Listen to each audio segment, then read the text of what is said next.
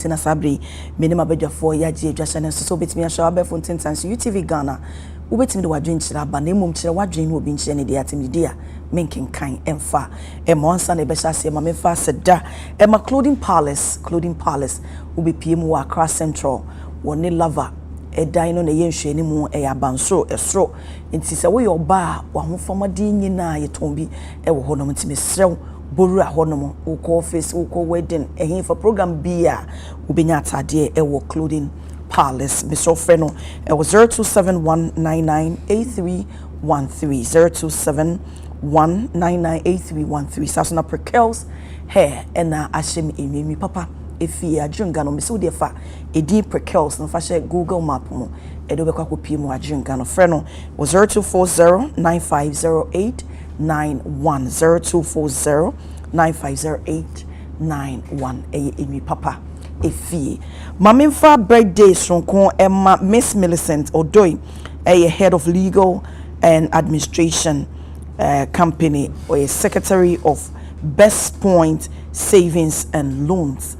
And ne wawoda into Miss Millicent Odoi, head of legal and administration company, or Elsa Chochofa as secretary of Best Point Savings and Loans. A happy and lovely birthday.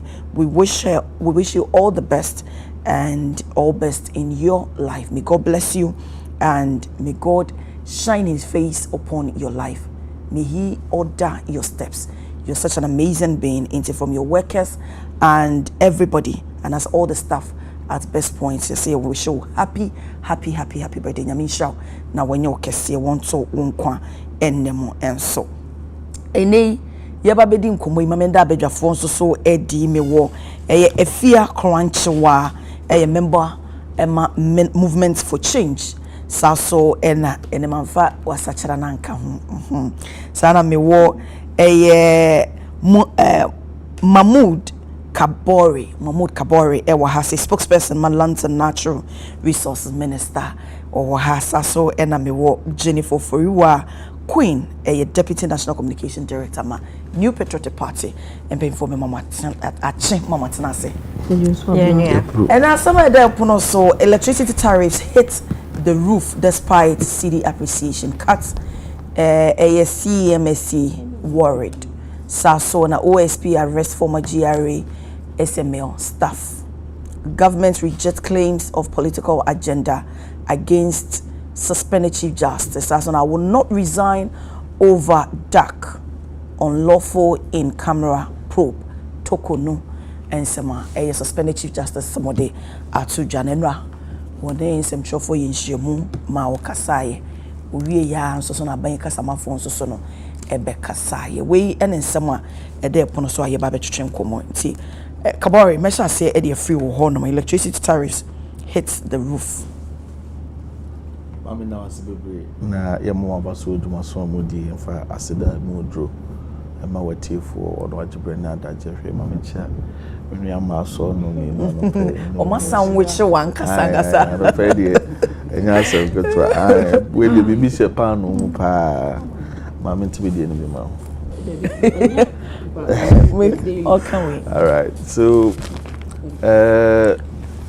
ba me sha se free yen Chief Justice suspended Chief Justice nkoba odie wa bonten ene o se no de nke be ba ho electricity ne yesa se de free nti we e be ba ho Kabori, open them.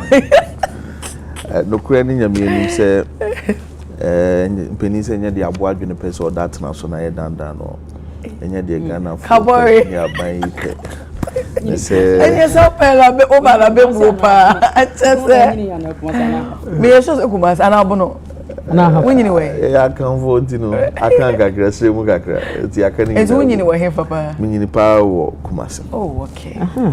You need baby one pay. Eti enya de Ghana for pese be so no pa na enyina mankane abo yensu aye tobo ne ade ekosro but sa banasa asanse na no ada ye kan se bi se bi so se bi ekronto enya abo abo ne ba na abato nso wo so unim se abanya otwa muko e na na dango agufu ado aban abra enema mu yire ye na talk do na koba say ye kwa IMF na ye nhyehyɛ no be so economy no mboa ema enema sisi yi no enema baako a enyina agi tomu aban no gi tomu se de nsa hye nkrata ka se ode duku bebo ne yam na bosomi miensa bia yahwe na automatic adjustment ya pagya ye tariffs nyina mkane ade ne nsuo die no mugiri se no ho amframa na ne eboye sanse once that program no empemie no se yebekọ talk so ane sa hyehyɛ no atena nti ene no ekosoro a enyina gitum se hadwene but se a control one sat emfri ne obru ponko apen so enye aban yi na oni sebetema enye aban yi na oni abadaye enye aban yi na netirimu odin anti ne ebeka se ono no wahye da to mu se entimi nto nyina makania ne mu me hyehyɛ dada kotobekum man hyehyɛ ya dada no ye ya ene yehunu so ensunsan so eno no de no nti na mataris no yes automatic so every quarter there is that automatic adjustment nti nura na ye 1 cedi a na ye pejamu a wo say ko 2 cedis nti ade no hu substance and no resetting na affect ni bi say unim say resetting no ye because aban ye hyehyɛ ya odi e-levy e baaye and aban yi baaye hu say ade a etete Ghana and quickly na we di free honum betting tax yin so we for because mabunu no ane wo ma no mu twanyina no mu hu ne say ade a wo mo empe to eda so wo mo empe ti ade ntina san hyehyɛ yi de wo mu say wo ken da ban ne hyehyɛ o yeto ho na aban yaba media ba wo hwɛ yi levy nchimu anansia na mu ane edi ko hyemu no nchichirimu magana fo nyina hu say sika bia yete koto ho na so obi kura tua no to oboro so ana mistake o tua bro so akire yesare embeze wo mo ehwe nsunsun ye damu ne yete ohamu abupen mienu eto nkyanya etimi tua sa tokuro no de hu hia se ye de bekokoso Ghana fo emu ye we ni bin share because over the past few years she nkrata asem na akire se sebe sa to a ete ohamu abupen enum to ho no enya de yisu ni nyina end up misusing it and this bit mat bi ne de akire tokurokuro no aye kwaji 11 ne de na hu hia se Ghana for e wo se o motoko so tua 11 but sans se we aban ene sebe IMF ye no na ye se ya wo mo adwen mo na betimi abo am sanitize ne bring back health to the energy sector me no ka se e ka e wo sebe enyina mankane ya so ye anaye ye energy sector alone hu ade a ye ka kire wo ye Ghana ni bia na wote ase ya e wo se ebu hu enti se ya no mo fo so betumi edi ayi ya free sao how but unfortunately the more we pay the more we see less because the more ye automatic adjustment a one mogisika so we are starting from 2023 the more mogisika ni nyina no na omo insensitive expenditures because we say we je sa nyema we na okra containers in thousands most of the content of those containers na nya dia obehia na chine even in female and some female na dia no kra nya dia obehia yes na so Ghana for to ya dia nhyehyɛ no bae no ye de ese na efata intended purpose the botaenti a ye say yes automatic adjustment ya de aban no edi na ni susu se no be ya bandada no na odi tu ho na ma menyi ne se nka ba bi ya dui e da so do se anyinia ma ne Ghana for electricity ni tua ye den kano so anka e ba beti kano so na afekura na kano akukura kofuru dua na je se ya ye so tro mienu a e mani ha ntina na no komodie ba se katwitwiri ye wo energy sector no se ka se ye di bibi fa electricity bo ho a wan ho ye gise nyina etu free krom ha asan so already hyehyɛ ya abanda dan ye no amabo no koso enti ne enke yemfa nko patrosem na nka out of fango bi a liter na ba ko no ya gi bibi kakra na ye de abo abisiesie o hawa anuanom eja no ha no we cannot continue to complain about the challenges but I was here Ghana for nyina hu no ba bia ye free ba any baby echo. This is the reality. The reality has caught up with us. But Kabori, Cut International, any SEMS, more paying for say, South July tariff on the increment in the bar, a violate section 3060, Act 538 of 1997. Nti no so Senior Sabi was here in a queer chini cotton and Yakasian who was a co. Now the or the other than buy on the woman and I couldn't walk out already over us warm. Maybe about Jennifer and others who grow her. Baby, yes, Uncle Sasa doing that the other 2 years because, like I said, you cannot trace this to the doorstep of this government. And only idea I was a place on record. Say, and ya dear ye are buying Shisha. Now, Ubisa say, and to swallow from Rahim Fanny airport year free. Yensa, Yachiri and Sabuichi because of IMF Shisha. Engineer was a no Sabia, son Sabiado. They did boy yam kakra. Na ye quay and na buy no answer she be a warrior no. About what him say in the coming days, tall for boy and hoba. Say latest by October no, almost started full operation, almost start here. A bema found go born right there about form. The farm will cry to be the power a 10 months no. And also you bring no the ball from the not just say yes, you be me at the Amaya whom be beer. Abanye boy and hoba say oba be ya di bia your friend no building a second gas pipeline until plant ni bi so na 10 miles ni bia e di ojaframa gas and air power no and also ye nya no mo so okurum ha ye cost no so beti am ye timi atete nyinam kan ya no so ye green transition aye hwe say and then street lights because street light alone takes about 400 watts megawatts street lights nkwa enti ye hwe nchise ye pa e betumi aya in terms of the street lights no enko base no eko kan national grid power lights as we no papers ni be the buy e kan sika botin a twa e dey ato hono for that and so say over baby you need light in the hono we dey nchise ya afi na eba say ye hwe say ye ma pressure no in terms of capacity demands no enko to ye national grid so but we mum dey be go into straight solar na relieve that your friends saying burden and pressure no. Is Ghana the question one man so still a light in the hono na to no oh na say say na dey go twese kan ko amfa nko hono yes when me buy adwin say be so da you do aburo nya sada na etwa aburo eno ntino afi na buy na ba ye dey ye twese ka ye nhyehyɛ even budget components afi na nema no bebre no start here education the enya didie ne mfa akoma pa entire buy na chi na me gidi say nhyehyɛ ya or the egu akwam ye de babu amemene wo Ghana ni a wutie mi na wohwe me no pai de asie no de your how but was say fasa how we say am to only dey possible meeting me imagine sanka abanda then there was on tariffs e say kabori ga say the ga say abanda da no was no abanda da ben was sabi ben na was so yes I didn't na future for edi wo more report by then they glory in the over we dey for some one o baboni say o tu ba bi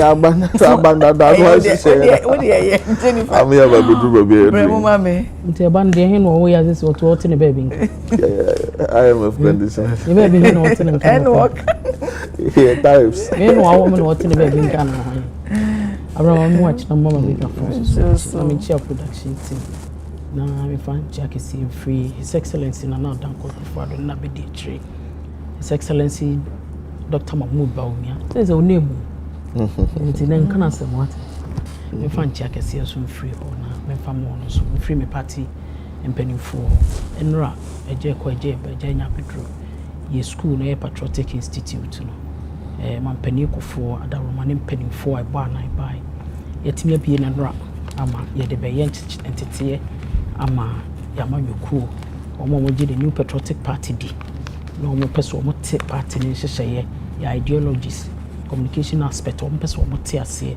how to communicate to Ghana for campaign strategies ni nyina ye be kire ni nyina ho tie do bibia nura centrofo titiri da mase nura mba boy ma bibia ekoso abna ye ko be friend me most executive club queen mother ne se me ba me fanchia na ma because am pe o hwe so hwe program bia nura menim program kura kokasa wa ase amadwoma da kura na ofre me sere o kira kwa che oba fefe ma me enti mama bi anope amedon kra na ma me no so no so je so abna kane asem na ya hometew ye wa ha na ban fufure resetting government on beka kire se yen kane asem no se de tie no on pese o ma endi dum so nti o betum no mutum 14.75% effective say June or so say May or say June mo baako so ma me yen kane asem no akoyi e ha okura watum untimi nya ho hwe sabre no so yetu so mu 4.02% na yetu mu no kra yenka ne asem na dundum no kra no enyaye yanka wie ene ese sade 2.45% ababe ka ho which okaboma okane mienu ni boma ubenya so far na say within 2 months no ya tonka ne abo mu me bottle ha it ni first omo to mu 14.75% what the 2.45% na ka ho there's a 17.2% within 2 months and can you so it me say it be done better 13 hours another off it could be of course it depending area one e be kwara BBS e bo won so na edum no be 5-6 hours it depending at the accuracy into omodum de bo won so so e grid ko bo won so e say en hyehyeye it is also we just ask we no abobo ye ho bra menwa be mama mudu kasa o kan sem bi say enu nti na o mo kasa ko bo di D11 no e ba D11 no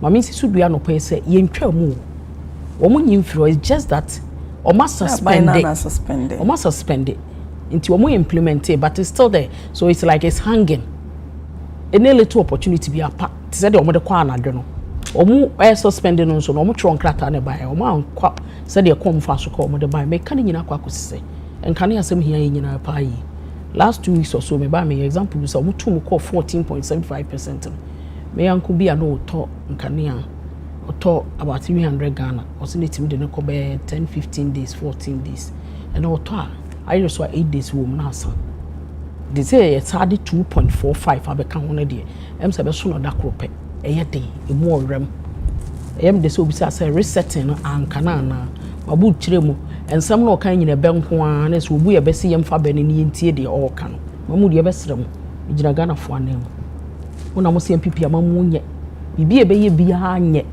timoba bo so o man no mutiri so mu de ko achima na de mo pesa mo ye maye ne se mo be reset o man ko mo bai na o man na practice enya de amumu susu ye mo no mo fisi ye hwe ti mu be ye ne ye but say na dane akoye koto be ko mu ba na mo de bre because enkane abo kosora man you have affecting ye ma bebre ya ne ye hwe sa side no ti abna mesre aban no bibi ya onyam fa ho because ebra mitie mi nwa be ma onob kojo ponkoma o ka se bra aban no eyi ne ma bi so hwe taxes aban ye free ho na emission tax ya anyi bi dan so otwem betting and levy tax na the purpose e be serving never end 2024 end 2025 and aban ye from be kan wa he ya eti ye kora gina simpie bebre so e kan wasam now we no be kan wa e kan wasam se mo be na mo be ye from ba ka mo be ye of course Dr. Bamu ya kan be bia me kora na mo be ya mo de ba ya be na adwuma no be wie wo so wo de bibi ba na oba be implement ya online na unto so be ye free no be yin esen ye na na fe do be repeal sa emra na free ho no crass so we no end ye no na kampani betimi ahye mu kana na so be repeal say de oye no but they made it understood say e wo ho ne yatwa mu kra but all the taxes be for and e be kan ho and on property rate ohun wankasa won insurance akoye there are a lot of things the taxes are to so on the quiet until am catch them crop no internal elections na de wo it is a himfie akonwa beda ho ana abusuafie pani kure bedi obi apeso na ba bedi ba apeso ba bedi na masase da ba bedi obi nso fa akọ etimba yi kandifo me na bedi abusua na ni bewe na asase na nipa na tabiri na femu gina court the senti a niam ekoso aban mu a e wo se emi ani koso the minority in parliament is doing fantastic job but we as a party said the be ye no si hyem kena na niam bi aga na fo party omobo ye chibo bi omobo ye sane manye they are going to reset and ekra de omodo betum sa aban papa aba say say aban anye kra na abayi o aban anye sa na Ghana fo no omo ni bidi nkoma sa na omo ka no me ye Ghana ni amenya Pakistan India o ka sa omo ka bibi na aka so omo si aban papa aba o si aban we de anye kra ye tia e na teacher fo omo akira de o omo so omo pay ma omo koi commander na condom or say I'm giving you 3 minutes if you don't leave these premises we've given you chance we've spoken to you say free her and free her we've give what you want to say omo yankura foforo get ba ko si aha ya benti na ya me de me hu so ba kra ya na bibi ya ye me enti aban papa na aba na no omo nya no ya gie pay enso na nekufo de yentuma mo ne ntuma mo kina we de wo mo ba ye na mo tuma mo no so mo 3 minutes ye mu ye bia daga na fo ni madeja don't forget so musika no so no se na previous administration and so nya ban nko ade September nti aban ba wontua boa 4 months and so wentua and a new administration by the GS report omo de buy na omo chire mu say omo financial clearance no time omo de buy na I expire nti afei na omo go through measures omo be the new clearance no ebeba budgetary allocation I wo hon mo yi ama omo nti akasa ebe go through that process na ya clear omo ansana aketua na but it is not say bia aya de so akire mamo omo oni magya kwabana na oti akonya oti bia bi ye kan galam se asem na ma ye reference o se so omo antimi amana mo ba de na ma ya afa ho enti yemfa no se ya anye kora yitiri mo den ya anye manual is the same papan and the teacher for chira de mfie mi nso mo boso mi nsa aketua mo pa ma mo to aba ma ye 2016 but oti eti yemfa no se asem a wo kan se sa na tie na aban dada na ntuo omo ka aban foforo aba mo se mo reset e kan asem tro mo nya mu gidie no omo nya mu gidie na omo bae na omo aketua ni Ghana for near teacher for am hweye edumone monima deja anese for say omo pe a friend say omo niam incentives ene omo hia yesi ekofa retired nurses na aba ba ye adwuma obi nsi trododo e matoa ebe ne de mamudu na de hyase eti metoa no so obi nsi trododo mfa matoa but yesra ban electricity na weather form de omo adwuma salon obi a oyisu electricity de na adwuma bia no ano no so de na onya so mfa so say yetuma wo na akwakodi hu dwa say wacha we won kama we won so kwakọ revamp I bet free because abanya to nkane am it should be your worry it should be my worry it should be obi oyisu nkane the worry yeah first mama bedase efia mami browse mami nchia watiefo na wahwefo nyina mesan chia ona bo alankojo trematen ono na eja ofi adie mu ana adie na hwetiego ono nko ha honorable Alan IMF issue no say IMF increasing electricity and IMF room what I say it na be me say me cost start a free economy say aban dada ebesin koye mbribi achepa NDC for ansa na MPP eba 2016 omo de yakwa IMF na ye complaining ye bo mo kwadu na ye die meka sada no ye koto aba no ebi kwa de boba e kosa lie because na Ghana fo bu afu pa say na de anwo na modi akohyem ni enoma e kosi into the way a Ghana fo gi twi e de kodi lie de to aba de tu omo no na ehu na bi nsita and MPP fo nya akwanya baaye me kai mia ma de nyina me nua me bra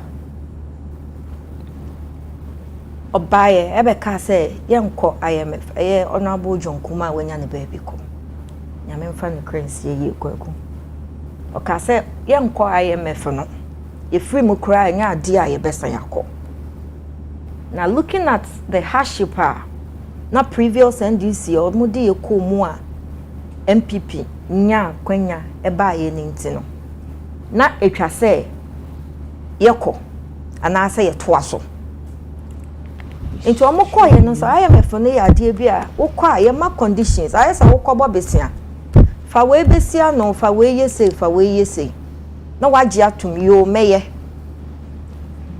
enti conditions no MPP for SI ko renew the conditions of IMF Ghana enoma bia yesi ye diso ansa na ye ho ahare enoma nkitinkiti bi wo ho motumi aso yasen na yenso yetumi akoyenim and one condition was say aban no betoto yen kane mu every quarter omo betum omo gitumu anya se omo anjantum omo gitumu na e happen every quarter na omo tum basa wo be hwa time aye beto aba no MPP antum because no mo dey campaign inti Ghana fo eni amaso no mo ka say oh sanete enya sanete and me ya said the ordinary Ghanaian any sabi omo won krase ne ye maame mu asabi aya na kenkan ho aye omo di na omo no they get their information from you obi beka no saa asem we no bebre ni mu if you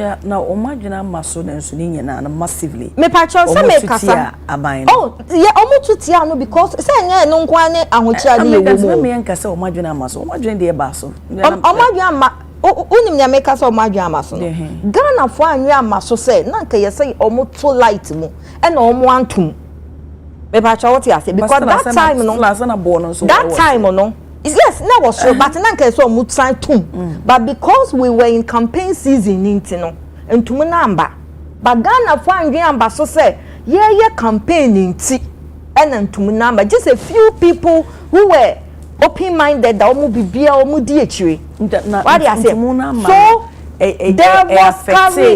there was carry forward. What do I say? There was carry forward that. Based on IMF conditions and ain't to mean vary. Say a vary and I say best society and let they go back to the table to change some of the conditions. And then I say yanti as say a idea abeka your as Ghanaians. Okay. Now increment in about no you want to say normal. And normal. Make kasesi abna mamin kasensi. Enti enya normal. One the person you be increase baby. Enya normal. But ye trim as to how amasa a normal way na ekoso.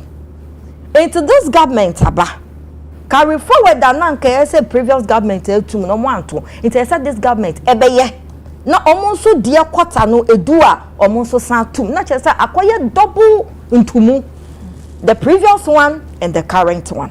Now Ghana for at least anya shekra na say ebo aban we abaso because me Ghana ni aban ne baye no ohun say adesua any taxes so Ghana for any electricity your friend is saying bills are yetua any a car eda ECG no say oye bibi na at least ye ho hare ye kakra ama say ye tu bibi mu a yan complain bebre anasa ho che na ndokuru ye bebre eno na make say enye only electricity bill so ana increment so na Ghana for gina so de to abawo.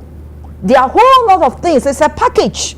It is a package, you know. So we you back free na say me woman no want to mean tackle me na and now yes ya to aba ma wo so be yeden. So yam fa say CD na nanka say na ho de ko form no at least obi abebe witness say aban we buy no say your friend is saying reserves MPP for car say omuja ye nti no NDC for ama CD no nya ho de no omo be use. They forgot to say the previous or more best subsidy 2016-2017 NDC also left reserves. Into this abino oh no also was saying wahano who chill wahano no harry won't so baby. Share your baby even like water bill crano a month more. Water bill a month and senka omudi IMF echi and omutu electricity bill mo as I bet to water bill ma and senki you. But looking at Amucha Ghana for year to omuba no at least inflation the last tariff increment what and so omutum but I said this one so guys omutum because it goes with it. Electricity machine water company machines so mu use electricity it is a what to electricity me na say the pumping so ya dey there they also have the right to say what to me light mu me dey there and me so me to water mu but omutumi agina omo na so say electricity na ya to mu no mamonto water mu at least e ma ye ho hare ye nka say electricity no omo atum no ne kwan so there be but so far as omo try to resolve issues from somewhere omo solve issue from somewhere no mo dia bebom no ye nim say with time no e no ma be stable sa car did that ECG ni ade de bia obi abeka say nya ya breso na start here from kodwo wo enti e kwan ben ye be fa so a sa aka no ye betete so na Ghana e move forward eno no mo start any inflation e ko from nanu ya se abesan yakofom biem senka yemfa ne se nyame mpemu enka bia Ghana for ye mistake in a kotoma MPP ena omo ba ye omo IMF condition omo di so ye a sidi no ba bia ekodu ye no wo ka senka baba form kema nka saa no mo nka betumi aba form a nka tama ye kwa abato na nka so omo ma eba form a ye ne ehu se omo ye bibi na nka omo na omo da so wo so nka omo beto light mu asa to water mu na ye inflation no so asa kosoro amaye na sidi no so asa bojo into this government we must recommend it. I mean within shortest time looking at their expenditure any government size any normal bebre we put in akwan mu a oma ye ho harry no we must recommend them say ya tutuma ye bestre omo hwe na omo be research no omo include IMF condition na yakwaje asan ye kon na emne ye no omo hwe no mo nko back no mo nko review those IMF condition no. I said the final way say need to be ending soon. Yes, into omo hwe and mom I am the say we say it will be ending soon. Mama omo nya na no asem ni bi.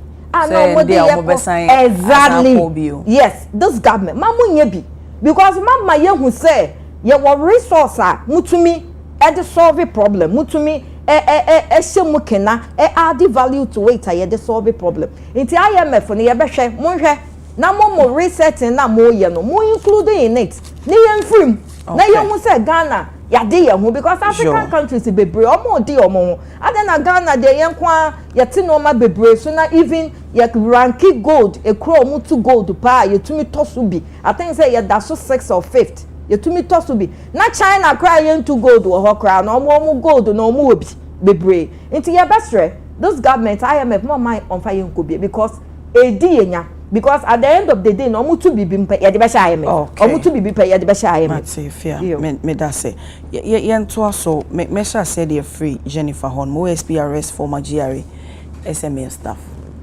na osusu say a late contract be of course with GRA ni SMA for entemono yeah kata se shene prohibi koso mama sha say free that's GRA any SMS and some you come na GRA say ni sika GGA mu so onya issues kakra wo ti your contract say SML say omumra me hwe omusika say mo omu GG sika pudu pa de ma wo nti em say ko so for some time barely last 2 weeks or so last week and it is OSP I invade your office no so utie omo mpanifo kasama for more SML ho no mo kire say na aban na sasan aban we buy no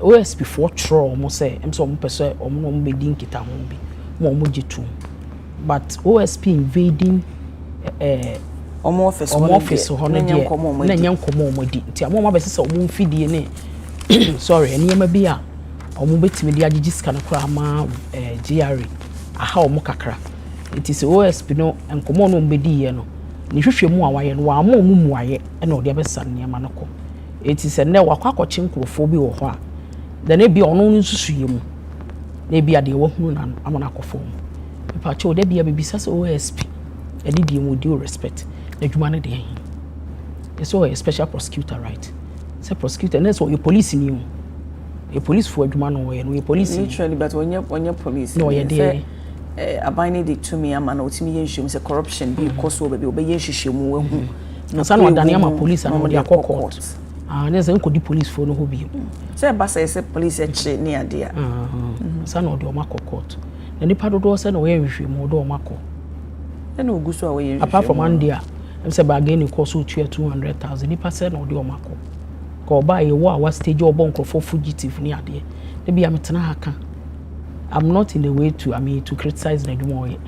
OSP position on one in the Dumoye or your press conference and no account a cockottos will cross and a field and a non me massam. A dear was here my tea of one say. So OSP chi will be an answer office will be resumed. No chini pana. And I know me cow her a 48 hours pool. Then the Lipanoni will become the last thing of the local court. Or the no court ni ekodi asem no ho na charge bi wo ho de apo no utie senior lawyer se wo kroma na sa lawyer fo bebre utie omo kasa fidie so a eso ofra okra wo pa wo kwa no lawyer kwa obi so asem asem we na odi ska we na ska we say na so we say no company if the police ni ba kana no apado na se wo tinu an so wo kasa on fa wo court lawyer be kasa fa ne court o se be chokwa ye ka chiro say exactly asem bi a wo be ka bia na betimi use against you in the law court obo ha on tiase otimi bisa ko say de adenta kuma mo ko no wo shruma ye mo na she t-shirt press de bi o mo de Rambo style come aban we abra so pe na hu say national security for mo she de ko baton so mo yes so mo this guy so mo as to how obi ko betimi de no box anante abonten e o mo dwuma ne bia na wa she o mo jacket na go so ye o mo na dwuma but the me can say OSP no hwe ne nsam wi a o prepare nipa na adna court we ya wakwa chinkrofo bia na so wakwa so machine ade o abaye press conference wasabe chichimache nkomo no bo hwa yen empati asem no nyina ye court to dem ote adwamu fo na adaba komo mo di asem no mo di asem na woni bibi wo di asem no wo de me court no nyem na wo say ma wo evidence wo na wa bobe ko adu na wo de me court no wo na wo say ko kire court no evidence awo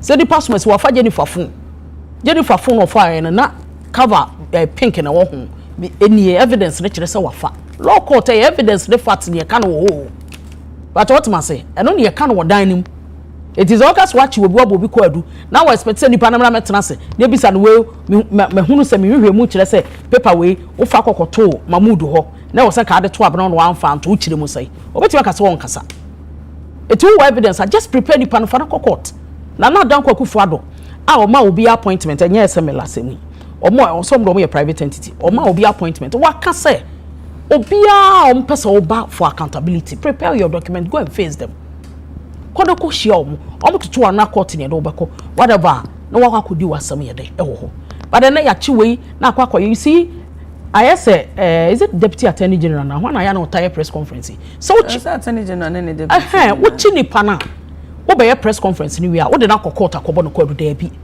they are only doing that to paint the new patriotic party appointees say we mu de o mu ye nipa bonefo enye ne bone susu obi ususu set o sana me huno of course because we na de nipa na court na say wo de na ekọ da bia okọ for proceedings na say ye charge nipa na say ya akwenti nipa na say nipa na hunu say wo de ma court ba ba press conference na ka kire wiase nyina say nipa say bi susu say kroni we and sometimes kra na allegation o until court be prove we nipa ni guilty it allegation na we no be press conference now the nipa na ni ma friends o the nipa na sama ba betudwa wa bra court ni be di asem no they say press conference dodo a friend say deputy attorney wo ye no nipa he na ye prosecute wo nipa he na the court of course e be on a low key be na o de bi ko e bi so na mfo e bi nko e bi ne de OSP oye be kasa bonkomo a chire nsemu ha ye hu obi a wa prepare na wo de ne ko me ya ba pa from a cancer say already so say so wa obenya na dan kwa kufu ado na nimu adom na obemu appointment adwuma ye de be ma no say ye na obeye na mum sabi se bibia amfa yi na aban ne sesa na aban ne ba no se ni susu ye mu no office aye de ba say na akwa ye bra be yiwa no okwa yiwa no o atedem chana so nko abakọ no akwa yiwa no eti OSP adwuma bebre wo ho so wo ye onfa new case a wanyen onyama ye nhwe because we be kasa no be kirem makofo mo mfidie they say o mo oche o mo no afa no ba be chechire ma kire obeya another press conference wa anya no ochena bi adwoada ame ye huna de kronti akocho because ye nyina ye ni ma de kronti awache o mo okay but what you say enya sa so ba pe corruption nti allegations and hefa na ye de ko eye law court na nipa de be prove o mo give friends are guilty ye prove o mo guilty and I say ye be akwenti discharge o mo ya akwenti discharge o mo makọ o mo be no se hwehwemu ni bia but a check utie a check yaba a friend is aban inside this say ko so me nso anytime of course e be correct me any 10-15 years e mo be correct me ekokodam ye be di asem be we no di forwardam enu se bi ntimi say ya na aban na say whoever oni nya case your compensation be de mo a eti so be ya ma ya gina di ye mu bi ye be gina di a ofi say case be e won anim a odi no on process it put it before the law court net court and decided no money a lawyer for ni pana ne ho abasam with evidence in hand or no OSP no work enya no fafa okay kabori mamimba was me that's bebre me dey say Ghana ni bi o hwe show ya no pay has appreciated say nsemwa me kan ye say she ya banada na ye na makan ni abo no kosoro Minuaba Jennifer, the deputy communication, national communication. Want me to disprove that fact. I am a Minuaba so as Ghana name mapa. What to mention? Say, I don't say anything. How can see a power? How can see a power? So it's Ghana for Sebe. Osunbi wo hopa ne ke hwede obi so gunu so di anka ya banda da no nanso owura mahama wasebo say he will turn the ties na ya fa yantom pafra ya say enkobo ekoso okuro minu ya ba Jennifer wanti ye say nei sebe dollar na nam 16 cedi aba 10 cedi nei petrol na gallon somewhere 72 Ghana cedis, and now about 46 cedis. Diesel and 72, about 54 cedis. Cement boys. And net transport fare I reduced by 15%. Cement, yes. And net inflation about less than 20%. Uko kromua yenyaduane to a ne bo aba fom edie. Nti Ghana fo nyina aka say indeed aban papa yeden aba. In fact, recent survey global info analytics I say Ashanti region aye mo stronghold. 2/3 of voters say aban papa na yeden aba because they are rating this government very good and good. Oko eastern region in of east Urabawumia Afichide. They are giving us roofing ratings. About 85% of residents, voters in North East say, indeed, ya swan sana we dear kajua we aban papa. Enti minua ba unam kroma ya wa glass no ko fom kakra ne tie anigye ne ahokeka Ghana for ede aso aban we. Indeed, yenya no said ye pese yeduru no. But kakra sebe yese ya mfa da kro ba ko ne si room sanso na edua di mfie adua na ya chia yeti mfa da kro ntene no mo hihye ye bone amode ye fa mu mfie wotwe yeti mfa da ba ko correct all those mistakes ntin kakra one after the other we will count our blessings, we will identify our shortfalls and we will fix those shortfalls na ya peja Ghana no asimpompo so me no we be ni kan say oman na yefrimu. It is not always the case, you know about say he who alleges. I know it is not always the case. 2 minutes he who alleges must prove. That is not always the case. Until a lawyer was Ruby a friend of the reverse onus. In some way, they bought a buying impending for that day in I and somewhere. Umwanya can be a hunya debia, you cannot link that to say no movie for some for so. And to a very large extent, some of the Nkomodian can be traced to the doorstep of money laundering. And on my Ghana, higher anti-money laundering act, and say you shift the burden of proof to the accused. In the Aduba, one day to Mikoto, a few 27, you don't expect the or accusing Ononkwa to bring burden of proof. He must show us how he was able to acquire those properties. That's no the maybe I'm just using that as an example. So it's not always the case to say he who alleges must prove. Sometimes the accused also has a responsibility to have that burden to give that to show that burden of proof. But SML, what did it do? 2017, Mampany Gufa to strive by Mampany. Your Valentine Day, we are getting your call for me SML. Valentine Day package. 2018 for me SML. The so-called board of directors of that company. But why do you attribute that to? I want to me person who be a SML free. So are you saying so it was born out of MPP and one buy answer no mo create TNA SML yes for the purpose of education. Yes. So are you saying say on the 14th of February now work so be so eco be a company be on the 14th now it means say abai no na ko be sa company no ye die no any or how no na e ho na 14 February 2017 company dey bit solve that problem. I'm telling you how that company was incompetent. That company didn't have the locals. That company could not be trusted to handle such a demand. Have you taken your time to go through so far the way you are saying so they are far incompetent but before yes the existence of a SML and after set womo eba you know GRE dia na no omo ye adwuma be no contract be adwuma be no mo assign ma wo. Do you know the in depth of omo adwuma no omo ye? No kura ni nyame anim nie. The fact is say ufie omunya no say de open no nchire say hotiri wajapade koma wo bi a ono mo no homode nru. And it should even interest you to know how nei nkrofo bi a no omo ye GRE mpenifo has suddenly become managers of SML. Just within the shortest possible of time when I'm buying society. And he for no more says managers of hey, on kai OSP the RS ne nkrofo role mu playing there in SML. It should also interest you. Former general GRA bosses near watch woman, but what's so I'll get some details for you. It will also interest you to know, say, and ne me know can say. Do you know say SML no? It's an auxiliary company to a timber company. Timber. You could get timber. Company you get timber. Kabori, would my yanyanti asibi.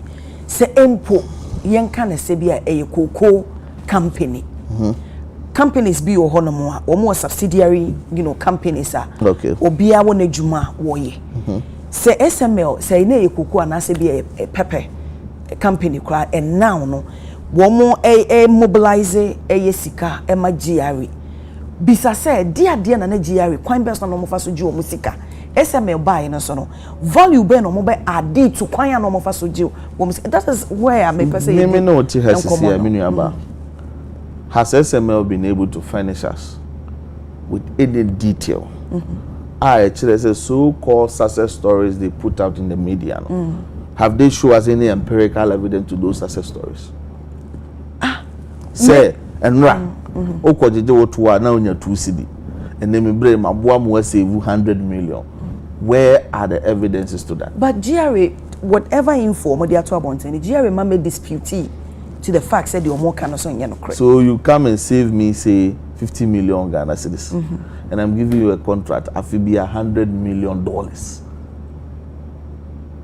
Mpacho, why ena obefa empimudu akodi guy so mfaso esi di ba na se nipa no enya mfaso a wogiri so obe one ne be kosa agreement then tina me che say enye imi se nipa no onye sika no say mobilize na more than so because I wish money am it means mpacho mbo ya refaso eji wo musika mpacho mbo why no mo faso OMCC no faso koko fa even ye fan wo krompo efree e honom no won sa enema mpacho mbo na ye ni measures o kase mfasoa it's not buying no mfasoa o kase mfasoa is relative mfasoa do to omine no ana nkrofo of the demand so where has mfasoa been na me more typical example say enra na o si GRA na ejeje oni sophisticated technology won timi nje je said ejeje no and no buy 2 cedi ani ejeje watimi apagya mu akọ 9 cedis but akatua ye tua wa fe no ye ma 100 Ghana cedis. Does it make sense?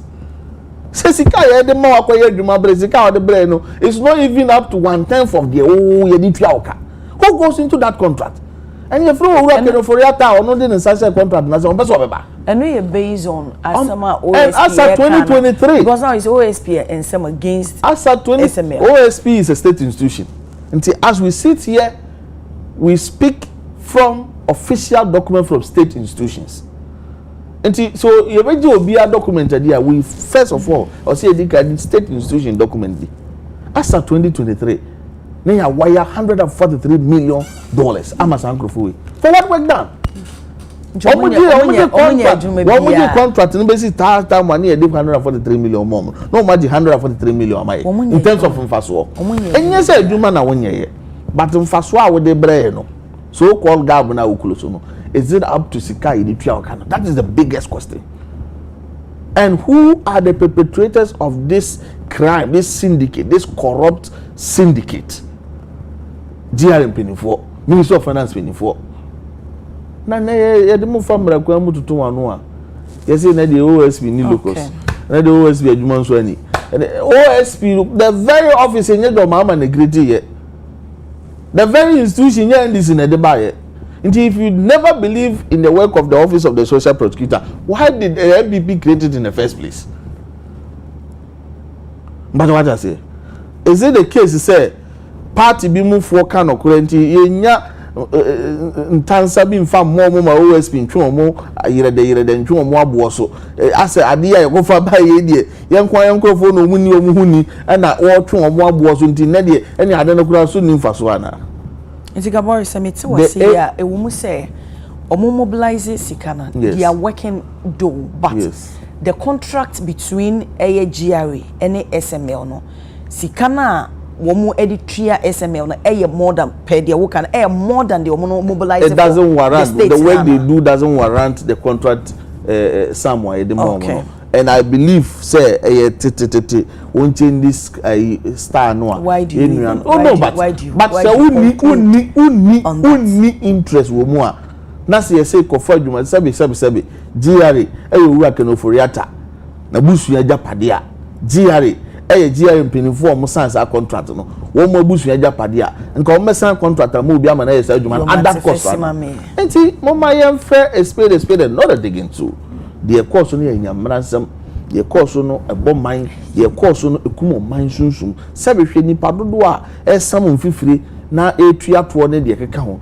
na enkwaje to mra wodi kakra bi begu ahinam yawo beto yawo mu a na yasoa de yenya nra bi the amount in the name of contract. We don't do that, and all the people involved in this contract, this syndicate, must be brought to book. And yes, and the whole so you're not looking at and yes, and no the good aspects on not because you buy how I know most sifa edgy sika na nipa bebre kwa fa ban ni sika bibia ni we betimaye good a chance say obu ame na wuwi ame a chance nye say ne na no kakra ye jere kwa nka yo mate mam efia bremu why SML senseme abana unse aban bia sesa eye den ya sika afa nkofo ensase unlawfully no eye den ya aban ni bechesi age ama oman no because e bia sa sika no na nke wo ho a nke betumi aye bibi mpuntudwuma bi anasa aboa obi wo kwan bi so enti se sa aban we yaba na sa ohwe nuomamu na se ebia Adekye wachi we Adekye wa find it out to say sika bia kodi ha contract bia kodi ha nyamra kwa so nti yembra menjin di say said the other opponent and also opposition party say omo pese omo emaye amanfo hu say ye nipa bonefo and I say ye attractive sabi wonya hwe a obi ambo ukwadu and I say so wonfa sika bia menyi ni say aban bi bebo ukwadu. The previous government, is it Opuni, former Cocoa Board CEO, no? The previous government didn't Kojina for so many years. Ye win ya se Nikodi ye. Ye win ya say ye DA or he's free. Yeah, buying a case only interest to continue. Interest. It is other buying that than went to me and the It took how long? What family sika fasika ne bra? 8 years. When to me and you open your same ye about way by or me interested meant to us because we can buy our watch no. Also when to me and the more lawyers be brave. When to me send us some no court. What got went to me and good, but I want court no. Omu twintwan so sa kobra. I don't say your court. When you say judicial system no a take time pa. Hey, ye nim say judicial system take time. Ye nim sa. It take time. But obi anim sa. Minim so bia nim sa. Minim e bia nkwa na wonim. Ba e bia men so minim say take time. But I'm referring say ade no ya politicize bibia. If the previous government and to me anji yesika mfi obi na take time. Na say we aba within shortest time omo chichi amanfo. I don't know me papa of kwakugo Africa say be say OSP always teach and it's true. I say evidence no wo ho so what baby say wonyi ni say ye chichi the same thing aban your betwe mu so chichi ya ebe talk so kwa ye chichi ya na say we something will come out of it. I hear politics what I say ya politicizing bibia but me aban we I na me true challenge man because o mo nche wa ban mu enti me boni kwadu bebre a I say I'm not being reasonable because say me connect issues na me relate issues me born kwadu within this shortest time. I'm being human. It is at this shortest time, not all chichi, not within 2 years, and now after 1 year, no one to me and prosecute you be near Musa Wujisika Namaya. We will come after you. Say ye better na ha ye cano. The same thing. And as I went to me and yen yes away ye. Now what did your mind Ghana Sika Mana? We will come after you. Now SML Asemia working. SML Omo awarded our contract in Omo in 2017 between 2017 and 2018 according to KPMG audit commissioned by Nanadu sa audit service for Nanadu the commission here and according to them they awarded 1.06 billion Ghana cedis to SML4 not obiao audit commission na nanado e launch e commission no omo na omo kasa asem we enye audit service different bia omo na omo ka nti say award amount na sa aban fofo na ba na e bia adwuma no anhwani a na sa aban ne se machew bra ne be yi anu a ne bone ne ne ehe na yensan hwa ade bi ya papa Christian Scotty I don't know if I get the name right S-O yes Christian Scotty yeah also no ye adwuma o GRA technical advisor and at the same time osan CEO for the SML so conflict of interest bi wa you are in the work you saw the loophole there you didn't stay there so almost solve it or capitalize on the loophole exactly conflict of interest abaha it is a me papa e ka say me brother e ka say the same people na omo call for me ye ya odika because of when ye hu ene ne yate and Ghana House no by our constitution we have the right for information into ye reading ya tete say ye kabom ni abetena ha ni ama ni relate ni hu say enti na asem we ekosi say but in a nutshell no mo chichi no ye per results press conference no say de bia ye ka no ya bre de bia ni read chire enye OSP press conference na minority so ye press conference and a minority say other boy you ebo wasisi obey press conference here no OSP so ye bi ya bre ni nyina mu we still light we will still electricity eh no so ka light na baba mo so light ni camera sisi mo so no so ka light no so ka na tariff no e be ko so exactly abna fear koranchewa. What does a press conference got to do with press conference lights? No, almost so light. Almost so camera. NCC almost so. Yeah, best re. Monye adwuma no. Prekonam ye di ne show. What you say? And until na yesesa aban no. There are so many cases where ya prelim so. Cases why ya tete a ghost names. Napco cry you see ghost names be pie ho. What you napco no mo san dey nkofo de ka. Ya tesem. Ya tesem. Until na me say yes say. What you say bro because allegedly inti mun calm ho because cases no bebre wo wa eba and Ghana for ye hwemo sika bia ho onfaso even say one city kra na fa nipa ne nsama eno kra no eserve as lesson for omo ba no na NDC for mun kan ho say nyo omo person kofu bebu account ano omo fa ya adehyiade for this current appointees I don't expect to say current appointees say they will be so naive and damn that since someone who say ye holding in nipa accountable no so be ye the same thing and then come hu pa and then come omo ye bem say supernatural beings be na cha say akwaya to say you scratch my back I scratch my back no na ya ye adwuma wo ho and na opesa say we say ka me ni me ka scratch obi back nti wo hu a afenya man say ka say bi time ye chi wu ntumi no o say double salary MPs no na ka wo hu akonya say nke ye prosecute omo but there was a backdoor conversation afenya markets na kan yam na me kan there was a backdoor conversation no ye hu hwi biem ye tua wo ka double no there was a backdoor it na afenya markets I per se che indirect per se ye che ye say ye de che omo dia ye so ye de na ya ye no mo fa nche ye that is indirect your friend say asem o person or the ma public no it mama enquiries and no asem be scratch my back you scratch my back na acquire to say your norm na you to na eba into politics on be feel say politics is the quickest way to make money because we kwakra na ekodi kra we party for be so region wachi because right ya bedi no political witch hunting no Ghana for sika politics yen kasa wo ba menyini se wo mranim se wo ba fa wo sabebo aban sika ana Ghana for sika Ghana sika wa ha wo aban we ba ye mba cho se mo mo besia na ma bo besia makobo besia oze kasa ni bo besia na de we ka bo besia na mo bo besia but yet the economy is running and ma akoso na che se ye mia ye ni ya keka no masie ni na ye baby a ye say ye bibia ye de to a menyi se Ghana ye be kwa akobo besia because ye papa o man panyin that to make us say ye tisika so na so e comedy okay mate if you are one am send the way and was starting to so first mama na shase I will not resign over the enra ye man be suspended chief justice or kasa wuti me tie ye mentie. Oh how? What's okay you? As a measure, so resign over dark unlawful in camera probe. Inti someone no dey so nim sense someone dey. O can be brave. easy. Na threats and also ban e ban so. E bi so resign was a day. Se basa na de anache se wagye atom se kwadu edi boni nyina no no kre. Ono so enye no kwinti ono a ebegina no akasa ama ne ho.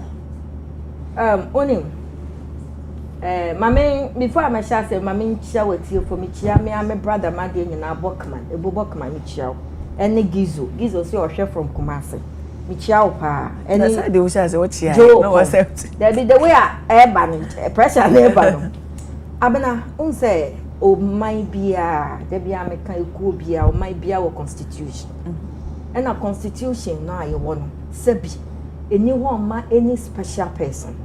You need constitution for a special person.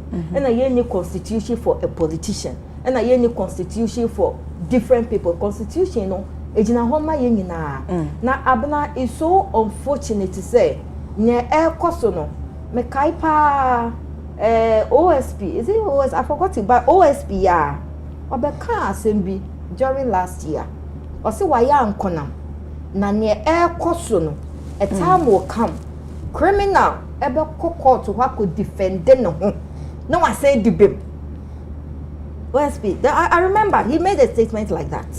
Because na as a no maybe me no ma on to me fa emrano enye adwuma. So I say there and as say so bibi say me no. Oh, na say me kasaba.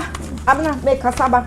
In this case no, say ye maami ade ye oye ye baby so obi a wenya asam wo court no betumi aba abonti abeka na asama na abra emra ne wo ho ya maami asam baaye no per article 146 e omo kan ya omo se wo na emra ni nyina wo no sabi omo di so ena according to emra lawyers a omo keka asam ne kire no premier fashi case was established. It is a do something. No, sabi no chire mo so say. Eniema ye hwe so a ye se ye dey establish sa prima facie case no. Enya dey e wonyina so ye se yetimi establish that. Eni mra ne mu ana. Enoma na article 146 na omugina aso no. Eni mra ne mu. O me kan kire no oya lawyer o. Wa reda mra no. Me nya lawyer me reda mra. Onim and a lawyer beyond so a constitution ni go ni trim to support omu quoting rough up to support into one no constitution no so na drafted different constitution ma wana because looking at same way by a petition ni ade by petition na government when almost started petition no it started in MPP government and almost started petition president about CJ and abedi sisembre na omanpanyin adiama committee na premier fashion ke oma establish so say omotoa so and even in the law no in camera na pa ma many person kade ni ya public no in the constitution they use the word shall not may into shall no mandatory say ni say so that is what the law is say woman would say the shall word is in the constitution and may it's other na wo pese chinchin atwa ye ni me what you say so be now no feel say me na me dey me ho na say shall no to hold say shall maybe there's a possibility say more consider say e dey anim guasie bi e be me but say dey me anso me hwe enema e koso ne ade na me be say e be kwa hye kopo mu ni aka wie wo dey tobo e be mu dey se me na be gumani ma safa mu dey mama na mra but that Ghana fo na so bi a emfa nani enhunu ye bumra say aban we be bumra my ye boni etia omanya emra ni mi emra ni mi ni maybe that's the perspective on free ba to me meka any perspective exactly me point me your bow it's na be say wo tie asem na wo kan ye no me tie bi anu bi na me keka no me your ba what you say na eye me de say o kan asem bi say ne e koso no the implication no enyo no kwa say to affect the other judges no enyo no start you start was Charlotte say abroso Charlotte say no nya oba satan na ma me onya lawyer aden na wan ba bonte ya me support Charlotte say hey me your lawyer Charlotte your lawyer iti asi adie we ya muye e be affecting lawyers edidi akom you kept quiet but say be okay how did not do press conference me be come asam Charlotte also nimrano. Me so kan ya be de we so kan ya na. Okan wa he e na yante. No. Conversation it me cost so bad. Mami we abna. Mami nkasanwie. Mami we opese bibia ye public. Enti nka wonia Charlotte say ye di ni kodi ye ekosi ye no. Nka say obe no public maye. But no, one will say the implication of what is going on. And you but don't forget no to say other judges. Mami we say no so issue no. It's not about the colleagues fighting. So what far Mami Charlotte say so the eba. You remember what happened?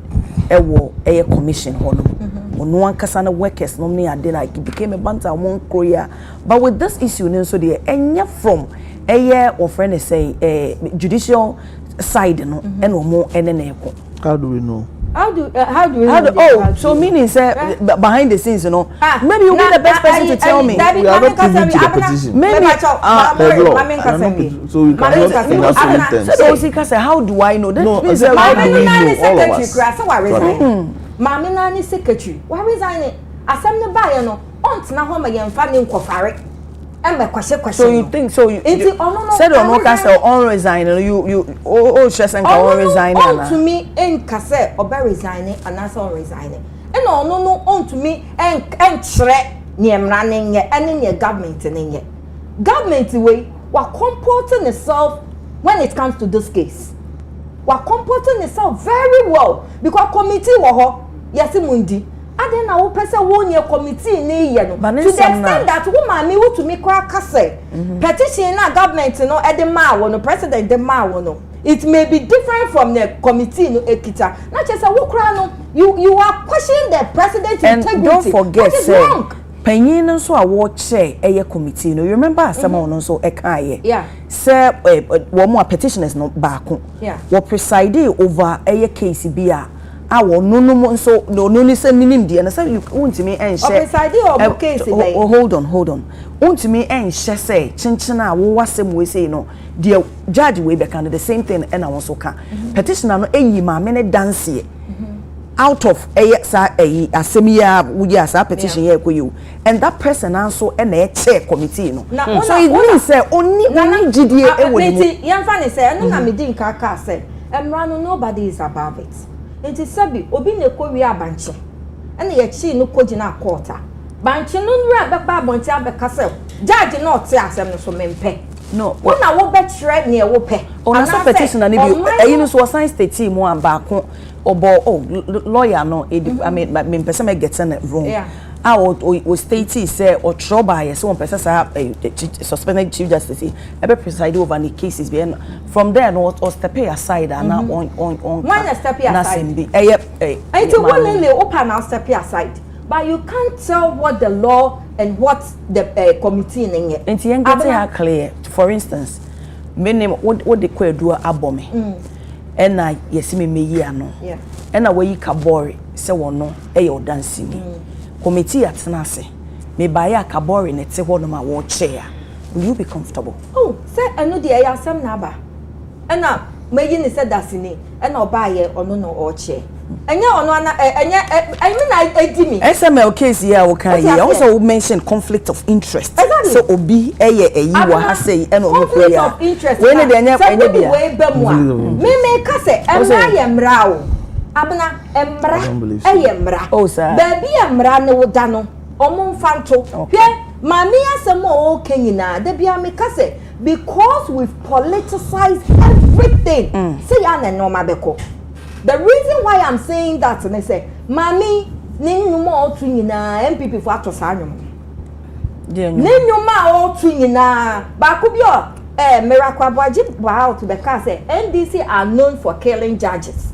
Mami say na ne uncle kan ye friend say judge say ye kunku o so ye soje ni and baby a ye di ne edi na sem no exactly baby a ye di na sem no e kwa na una be che venue ye ndi wasem but so what sequence of where ye tena asem so baby a ye say what kire where ye tena asem so into honom ne de boni what is wrong about na me man oh yeah abana let's be real here let's be real and let's be all Ghanaians there are innocent people in Sanwem So there are innocent people there. A big documentary shows how people are suffering because when you obi famrano and kana se mama no. But mommy, what you about? Wunni mumbra, and you say wunni mumbra. You've rise a woman no more be Chief Justice. And no make us and you man him my people for 2 years no. The same thing. Meaning meaning say a political way. It's influenced. Exactly, political influence. Because say mommy so say a position you know so no politically no how is it politically when a committee has been established? No say the matter so who can say politically influence on my side no and also so the kwadu no so born now the ruling government almost so say mama president man no time so on for answer there no the petition no or answer you and do president in some na a leak in assassin radio ni Paul Adumochikita. Do you know that fact? No mukita. Who leaked it? Basana wunim so say. No petition no so na mba bonten na bi so kwotena other stations so chire mu kwadu aye de bo no and me I just say petition nipa na Troy. What you say? Nipa na Troy. And maami so no onu na eyiya no. O say abai emma na no yiya no. But do president what you miss office man when you have for pentama ba say me say dey be say no nasa wo ba na be press conference you are emotionally blackmailing the president and the government I saw man it's government by law so they should allow the your friend say president to rule we will refer Chief Justice so just say you ku omo any normal same time no na mahama onye president too. Saka na Mahama minyi say politics President Mahama sorry na minyi say when you mpo politics but you are relating the judges na yeku omo no mami so because the same thing Miracle Baji because the same thing or related to NDC it doesn't mean say everything that na so one related to NDC na NDC government na was stating where ye committee na say you we fear me that say it doesn't mean say we can relate everything to MPP and every candidate that will come it doesn't work like that let the law be the law and be the law.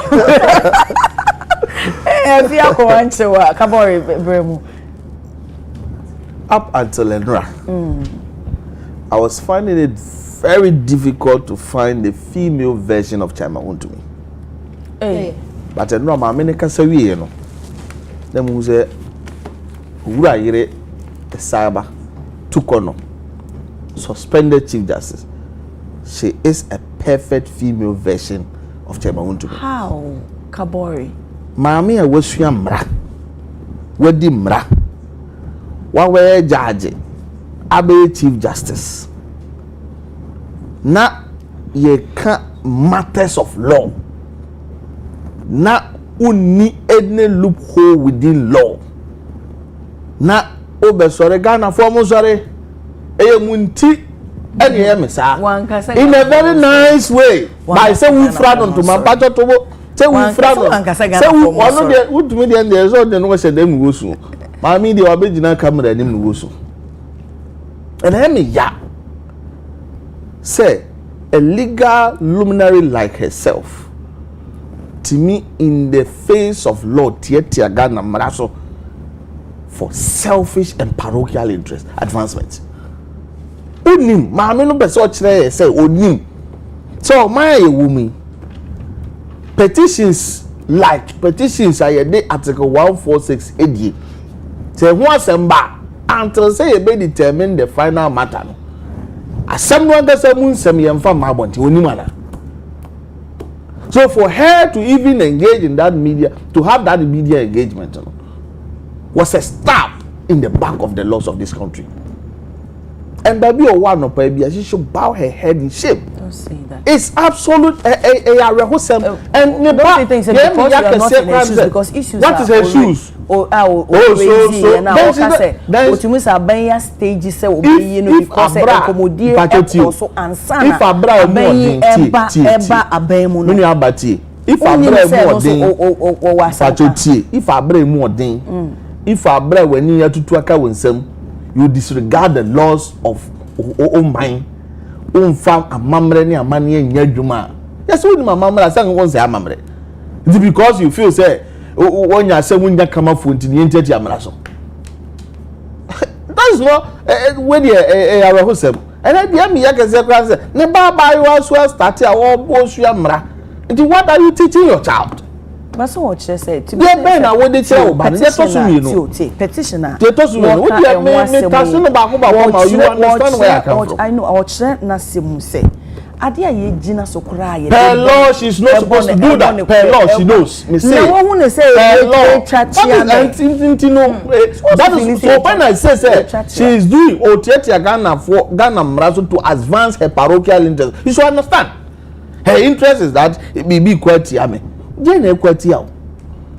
They toss me no. Unim say mommy she knows and I know she knows. Say committee here no na some who na some nkomo here. It's a quasi judicial body. Baby of course be how want to say no wait to go near to free. One we do my dear you can take omo verdict and say when you're happy with it you take for review. Now stating who case the entire of you say omo verdict we nya papa court to bet me bogu. Now who so say brother. So coming out to state your position making bogus and nonsense of that committee for me is a contempt of this committee. And she knows. And you understand what I mean?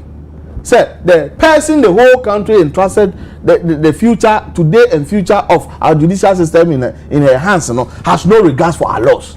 That alone that alone is enough. Let us me answer. Mami say and then they will receive threats into your media. Mami akuya oti hey.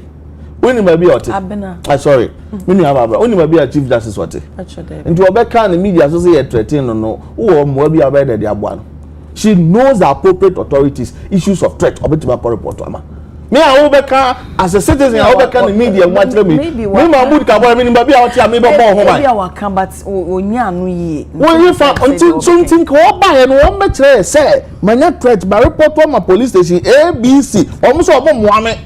Oba press and police need to wait. Baby, I want the police need to wait per our a tuition attack so won't buy.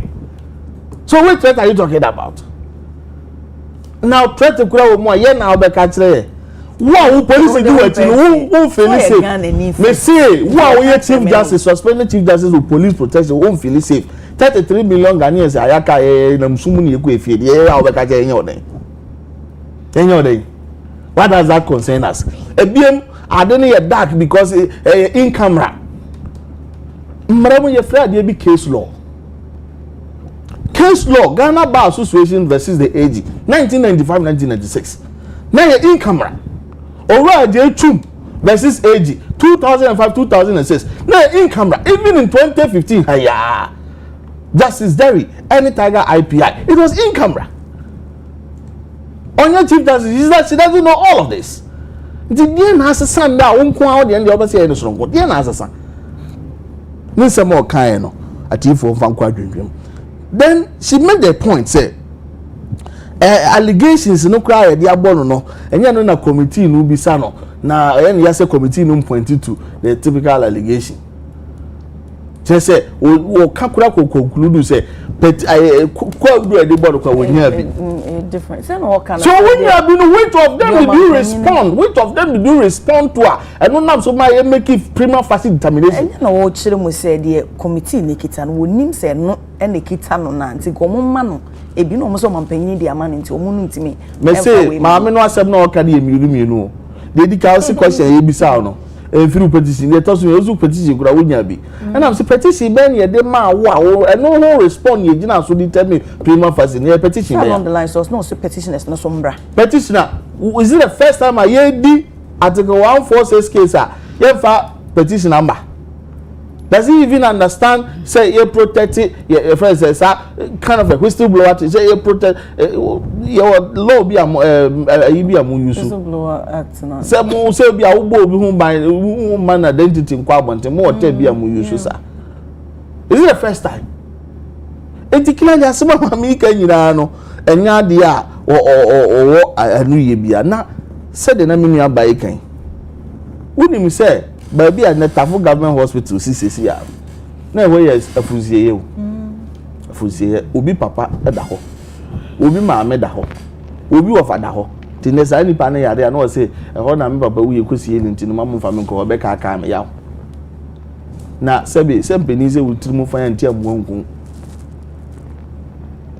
why na etu maame na fo na why na ekire ne kwampa no na the oye na is in the interest of this country and I in her parochial interest. I believe she is serving her parochial interest because as wasamba you do not determine baby any wasam. And how does that offer so I person make that conversation but how does that affect we will no could win him fast my yebisa or no the fact say fire you know so be an offer we be anti aden ye this sika go share and when you watch the video when you watch a certain video but memories na me baby say be UTV see when memory am wo fa ha memory be memory that be be better ha woni wa him enti wona the all the can say no asem no kura de say the mpani kan no ai sa atadwe baby abetena wi atadwe bia no wote ne de asem no kura de ye bo na juda so pa ma mituko no yes what you say no kura be no you must be able to say it doesn't matter say what you fusi say when you call ware wo ana ho na akoto ubani it doesn't matter it is answer no so okeka no enya de a tosumu a wo say ode ye adwuma ntimi de me feel say up until now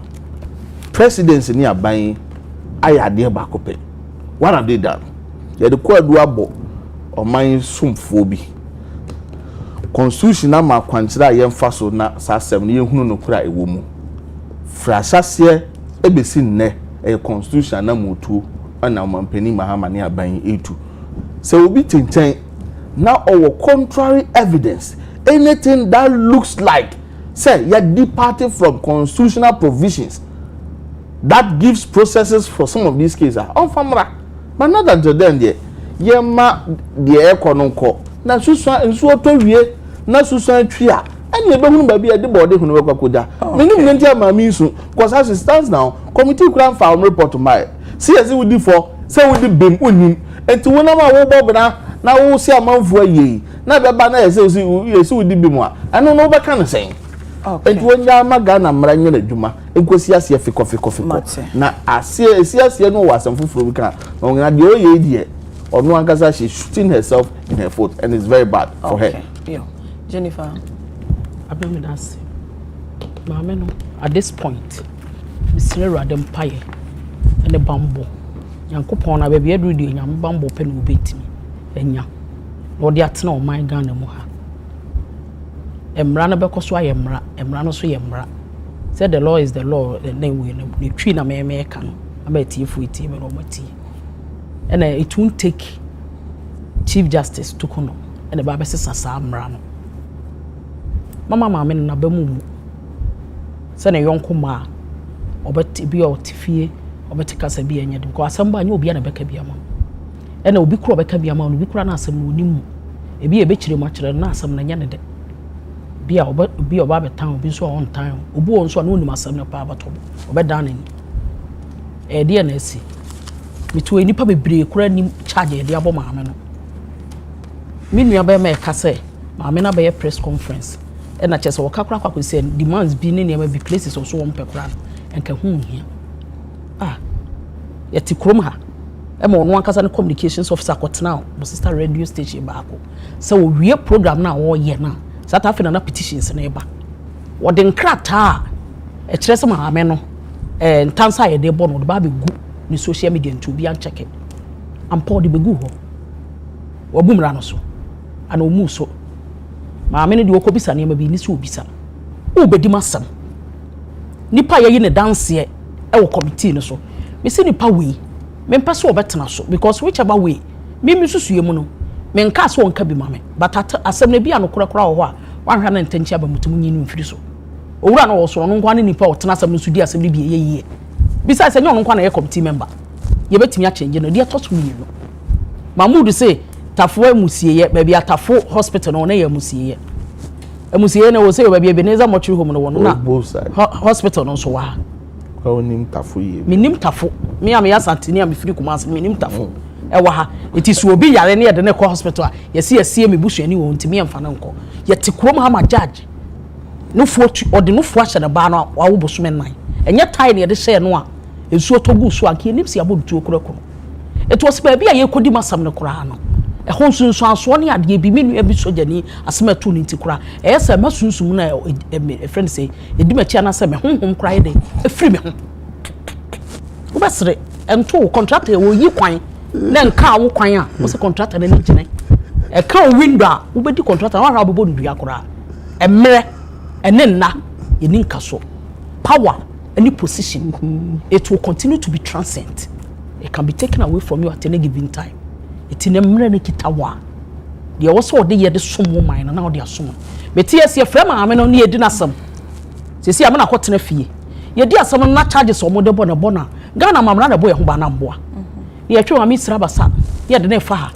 Mo wi am pacho me ba ma men kan se gasa me rebe fim pacho. Ma men fa we. Se say ye ga mam no pair conversation e koso no. Eni sam am na kra o kasa because enkrofo bi she baabi faceless me sa na me kan because or requested for enkrofo mo bo ne charge no yes ye mani hu no so the woman is being gagged ye man nkasa onka na no ntum because money e o wiase nyina ona adie Iran Israel akun yo mukun wona de meza asoma se yankokoto eti ye jage ne wa ha me pato me bati ni bu be adintina ma me no na say suspended chief justice ne yie mu a on de on to ne bo Emma committee no so enwie na adwuma na afi wo wonsem kan ya waka wo ye adwuma o despite media ha a ye UTV morning show enkrata bia yera ye hu na nipa miensa na msumase akwa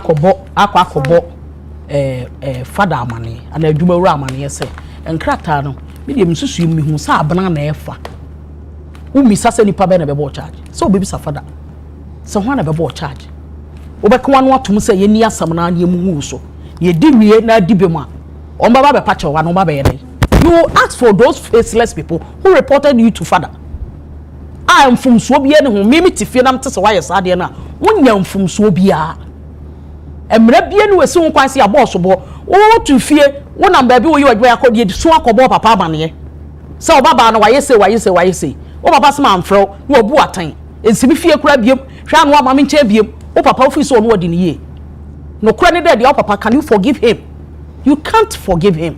The same thing applies to example ameye wa eti maame no sa se mi ba nyina won kasai obi sa so wo pe adekura ye de bono no sere ne abasa twene ha ne ha sana mampani de ma no obi sa committee no se de ama na dada onka ho asem but the name of feel say e koso e ha no no eno ho asem no wo ka na friend say minu amamud e ka bibi say senyo no anso dia Charlotte say ya pacho Charlotte say nya aban ne ba ya no kukuru no say oyi na di ayo no ankasa ne colleague and I didn't answer the board and I send the court. You see, me, I am not saying some ameno, ye did not some and ye didn't court a binding the minister moral right. No, ye the Charlotte say court or your bar may your bar. What you are not for me, you are not for. Ye didn't call court and then answer the board on the deal. Sometimes Charlotte say, ye know that. Or can I not to some moon or to go dean, copy say, ye dear Sebastian or can I to my one casada. Mami say that some chrono mo dia bono so ombehu. So was said nanko ne bodyguard ne tu kwan you said opting for the kuno. Sika bi beda so je me matie no no. Mo aba se pay the condition of service no. Exactly. It say charge baby no mo de bono. But you tie the man pay wa charge be no what so ma san de aboni bi mu. Because apart from the me no okay a okura wo fo aso yi. Me nka so wo fo asam na me kan no mum. Wo chire ma chire me no. Aha, wo chire ma chire me. Onya no nko a. Matias minim any other charges be e de abono. Wo de masam kokot. E wo se me hunu nipa wo bo me sobo. Nipa no so ye tiase awu, so ye saman, so awu, so tiase. I should be able to know. Who kodi masam wo baabi? I say ya chewa ko police station and I say ya be for security, ya be for ko baabi na obi e wo kum nipa na e do akoto no yesi we okum nipa so be sini na be hye di nasam. Wo fi so da ho a anadwo no wani kura be kata. Even though it's been alleged say o ma level allegations against you you see the we see ha you call you the person see oda ho no e wudie say no wadie da na nchen e ba be fona ko dina sam da say wo ha na dwene abeyi ni nwane de ne ko ba bi ni asa de na ba wo tu beka to wani ada na aka to wani da na so me obi a wokun obi da nipa kum biem ye na eye na nwanwa eno na ma me ne kasa ba bi ye ko di masam no enke ebetimi a kama ni nye ho e ya aban ne de so obesesa no emotionally trauma maame no ye de ne fam ye be stress wa the pressure wo be resign look maame na wo resign aba be president bia da wo ye ni na samon e kwampa so ye di asam no na sebo na ba bia mamra no mpeso mo de to no de ato also on cancel or resign you what you say also there be a lot of NDC people are suggesting say she should resign why no why paper chow well no dey say so what must say and dey say can abonten and some ye can wa he say do na abonten ye can no ene ye tie ne ye so ye ka bi wa ha but what you say mudi na sab na maame no murumura so ye ne ye tie obi ne obrumura so including the president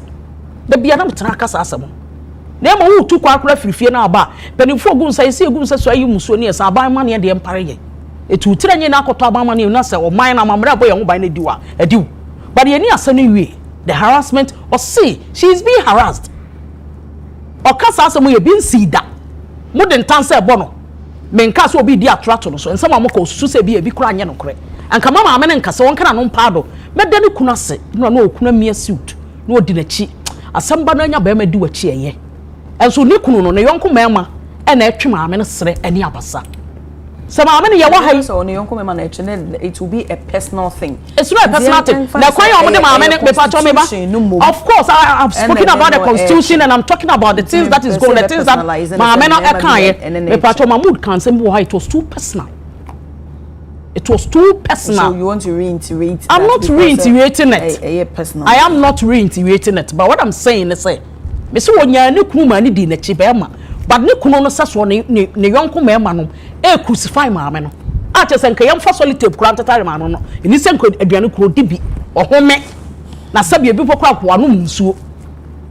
Ya de wokọ ba bi ekodu asem tu duro ugina ho na wa hwe ne yema ekoso ho na sa sunsum no kwa betimi ade obibi enti na me hyase akasa no me se free ne kopim so mbedi na asem ni be wie no kasa de obekasa so fi se ne yema bi ekoso she is being threatened nkrofo ye ne yema wonpa wo mra no Ghana ya mamra no since we are all practicing democracy ma me no amamra no ma ye ho ema na ho kwan so obekasa me di nka kasa me se sre awrade ahoden ene nkwatente de mama me so obetena se na asem ye bi de bewie because free sa break up se ye bedi na asem no one ne nyame pe entam asem ye nyina tie obi free ha bedu abonte ye one awrade entam asem e bia me ka wo show yi so nyankopon ne yesra ma no whatever she is going through me de be compare bom e no so nkire se so omo hwe mu no se kire se bibia si ana aban ne susu se waye bibi yeti kroma ma ye campaign ye nuanu ma ndisi for the campaign na nsa na nya na omo national chairman na ya ne GMPC boss or your friend say chairman general or ka say isi yan clear omo nyina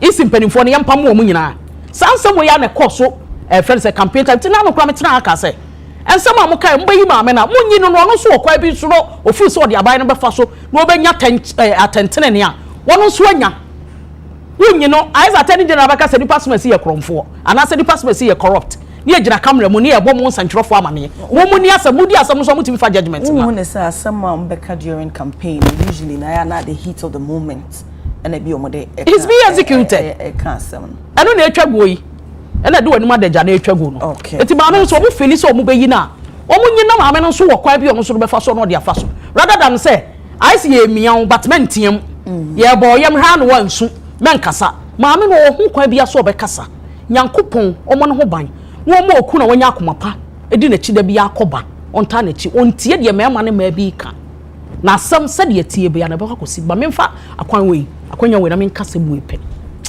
the next MPP government say ya for bi ya de na court ana say ye su se ye be hwe nkrata mu nya de ame ye ba power obi de rumble star ko obi fie ma betena ha condemn ye for rumble star ko obi fie be tun safrel na obi aka say double salary ye ne gina okra ne ye pa acha o ma wo mo se o munyai e pa acha wo MPP e wo power we ye menu am na tena classroom ba menu am Mahmood mo nim sa de no wo mu nim sa de obetimi no wadi fufu ano pempa acha me ba obetimi no wadi fufu anwumra no pa no mo ba fie abechew ni pa na ne tun se de yo no kwa ba abechew so se wa ye bibi etia emra ye mfa ye nya na double salary na nya ade atia mra wo no ba sa ne de mo ankasa na mo decide e ja mi se futu na nya na me de ma wo me de ma me nkrofo sentiment mo nya sa bio the next MPP government you do me I do you you do me I do you appointee obaye na obeka obi office ye se obi hwehwe no Nandi sinisho be pieva no agene trouser bo an pabo mu kama wa che ne shoe dududu omo nyina ya Ghana for of course your politics me ba na me kwa me de on tajati me o me kasa me obi e kasa won ka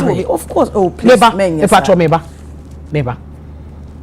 your politics mo na ye hu pa ya ma ne ye hu enya MPP abreso ne ye be ma politics aye hu me say me to me MPP fofo eye dan ya power any position ya transcend ne de table e be kwa hwa ha ebekwa kohwe ni sei ekohwe wo wia na mini ani Mahmoud kwa me na net na TV so mini na yese wo mu obi bedi gare ni bi nsawumre ano papa no de ade akata ne ma hye boxer shorts aba ofie so obefa so ebi na ye be company form mbaka ko gina say mini ne call school mini ne kwa na kwa assemblies of all mini ne kwa na call baptist mini ne kwa ha eya amanyoko no na beto aba ma wo so ye member of parliament tie so ye member of parliament wo gina on the ticket of the new patriotic party and a work parliament etu kwa of course men ka say NDC ni your tamfo CPP ni wo ho your tamfo dey be that me I have a lot of NDC friends it's a law no the law has to be the law and the law will continue to be the law edru wa na me nua no me manom gina camera nim fie bi achi say ye ne ye pa chew e mo mo say double salary yin free ho maka kire wo onu bedi nkomo ne onu bedi di ne obefrew meduma bi kura me ye yakoka aboa me na me nkonkohwe ne enka ho asem ma me ade be chia no pa o de supporter me na sa na no ka ene bossa so de ade akate nanim abetu fie camera de akọ e system the next MPP government ye nyina ye kroi mu yemre no aso ye sorry so but major final words nti government rejects claims of political agenda against suspended Chief Justice Toko no minim say no na wo de betwa to say obeka bibi so there be say we say the man is on resign eno na me kan ya osis on cast obi an cast on resign no say le me kan ho asem but say wunu no mark na me nti obi kan yan kan na cast on resign yeah finalize no so we say ne say political eno ade no time wo wie oni nsem tro for kasa wie ye na obi si enyina na aban no me kan menesi so na aban kasamafo honorable Phyllis kwachi ofosu e ba ye ono so ne ye bekasa se esam na ma me e kan ye no aban enitiri mo pobia ansa it's Phyllis ofosu kwachi on the committee e di ma na sam na so ye aban no fantastic o ye aban no ma me na sam o kan ye no or refer to Phyllis ofosu kwachi na say what the kwe do so bo aban anti obekasa ma aban no what the Phyllis ofosu kwachi de o say it's politically orchestrated of course to take care of Phyllis ofosu kwachi de o wa kwanya because o wa bam to no timi bekasa ba ma me de ni se nko kasa. So is that what they are telling us? Ton de nke nisen ko kasa kora. Nisen ko oyi ano. Ewi asenya de nchene enye de. Yo nti edu ho no mati wo de wrap up no na wa wrap up efia. Me so mama mama few minutes now. Mama no also Phyllis abeyi no say enye political way but when them say Charlotte say ya ne petition ya amfa manum pom and anka wa responded. Inti say ye can government we bie no memu wama no ma ye transparent me nka say me support ne ekosu no me dem say mranya adwuma but say ye can government wama no ma ye transparent say ye compare to previous one ye two ye ni Charlotte nka ye government we because Charlotte no when win petition no when win ye wo mu petition is ni kura wu exactly when win ye wo mu po na me ni aba Charlotte ye lawyer what they responded baby but when put we requesting for 7 days ya ma 10 days what responded why you be to the extent that the opposition party crack as we call demonstration crack man anambwa omo ya press conference man yes this year so ono so aba be kasa why any press conference wa kan sembe brave into me be so ordinary person as some too ni say ya enka say no be kwana ana ono aye Chief Justice ntia ono aye special ntia is there a special law for a special person it is amrano na eye adwuma na say article 146 no sha wo na say ye di so a adan na wo de wo pese wo bu mra no so wonko ade yensesa mra ne maw no it doesn't work that way so be we afo na ye di ni kodi gina sem your friend say court na ye di na sem a o se me amako wi ako your friend say phone no munye ni say mumbu ni say munye ni say no it doesn't work like that okay. It your best friend mama no ma emra ni nya adwuma any political way na all can ye come mo play politics with it MPP for no more appointing no dey ne buy no omo starting all this political buha I never mentioned that. Omo starting ni nyina omo buy omo ni issue no started say eba omo sorry gina yen any ordinary Ghanaian independent or private people be as range now say hey omo started here yeah but me America boaji it's all concern bebre associating even the your friend is saying the current government to the previous judges are you omo ni ade the same thing that woman you so endro buy ya obeka so there is no difference. It is a government way I so linear we open up now so far no we comporting no so far as this case is concerned no we BM now say I'm running eduma premier fashion case I established it based on article 146 no say it should be in camera my means so say what's article no article no 146A no there be me anya na saa enya se nko bia asem to obia beba be ka how yen fendi na asem so it's neither here nor there it is a political way na ekoso abana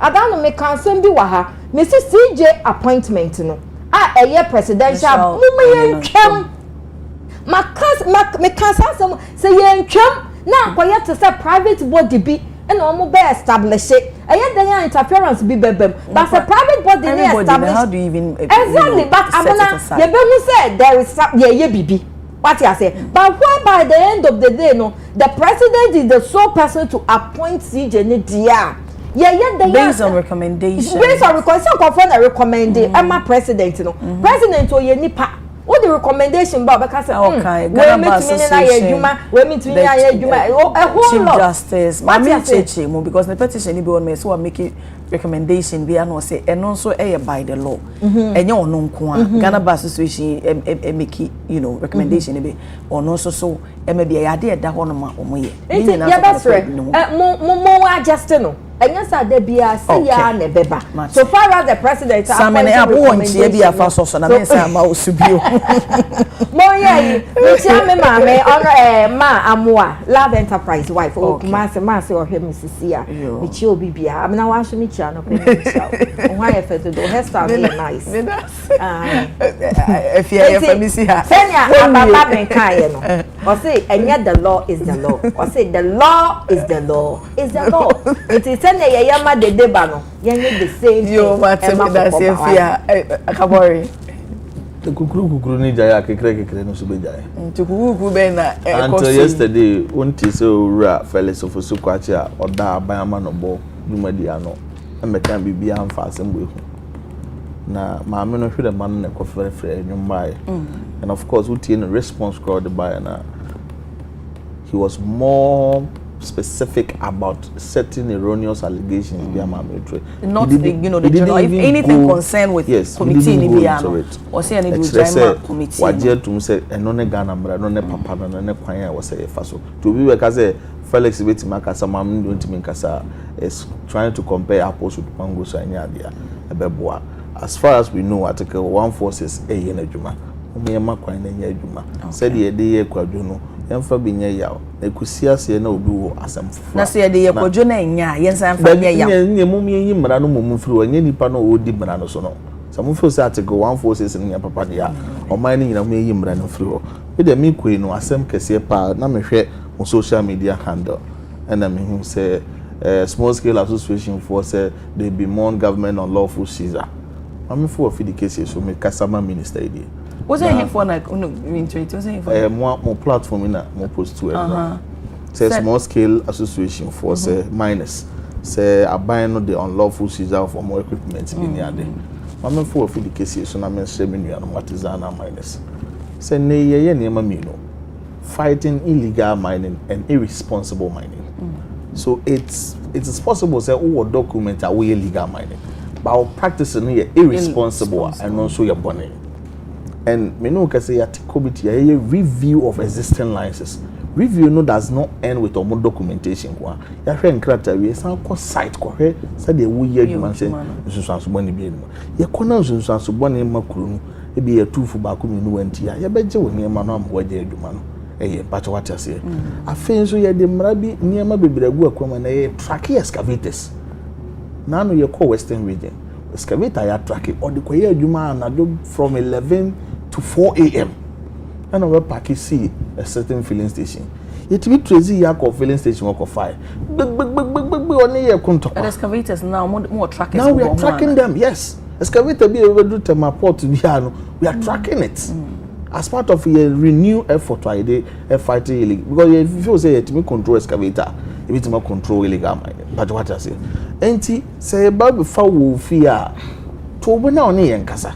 Ebi a wodia obi dia be fa dia koye adwuma boni bi a wani kura mba ho so nti ye be se usually omo de rental yes omo so omo nim de eko nti me hye omo ema yi nyina ye nye de beboa ye nye ready say be say from agudie tu de ye mpene so ye kwan boni no a ye tu ade nsunsu boni ye den ebre kuro no ye say bi fie wura ompe kokua mu ni efie nkomo ene ye boni dede wa bonten aban ya aban a wo bie na pona to open door policy nti small scale mo penny for ye ba hye said the aban no bie na pona na Ministry of Lands owura amakofi bua so abie na pona to komo bu ofi amomra ne ye den ni sabe konzo ne bo hina e bi kura meka na amparampara say baby anko yi o baby but mo ba ne yetena say we were able to resolve it but ye ma blanket statement ye ma specific concessional owner ye fa concession kro ma eno an say government unlawful seizure e mo ma okono aye kono e nyina ye nya mfa so pa nyade Kabori had an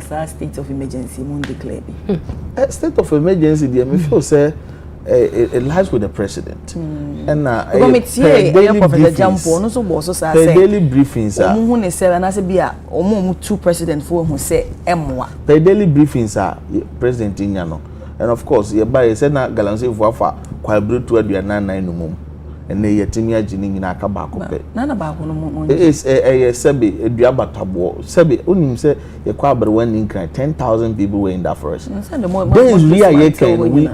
we anticipate the people there are more than those in abrewan nkran hwe na ya perfect security strategy is city of local needs na we end up securing the forest but you can't akra bebregu and that's not the interest of this government. You know, Ghana for my emre nipa no na say kwai yetime yomu a why do we declare state of emergency it's mu nim sen kakaka so na past you know so pass aban no aban a pese wutu ade ase na okofa mrasa afi de enkoye kwa bretu mu man na de more repeat ye catch the Ghana for say emra no emam panin to me ma o makwa me ko kwaye mining e be samran and that is yes and that is 3.2 of the LI 2462 section 3.2 has been yes it has been removed when? From the law the mother law is LI 2462 the particular article and section no emam panin to me 3.2 and that yes that has been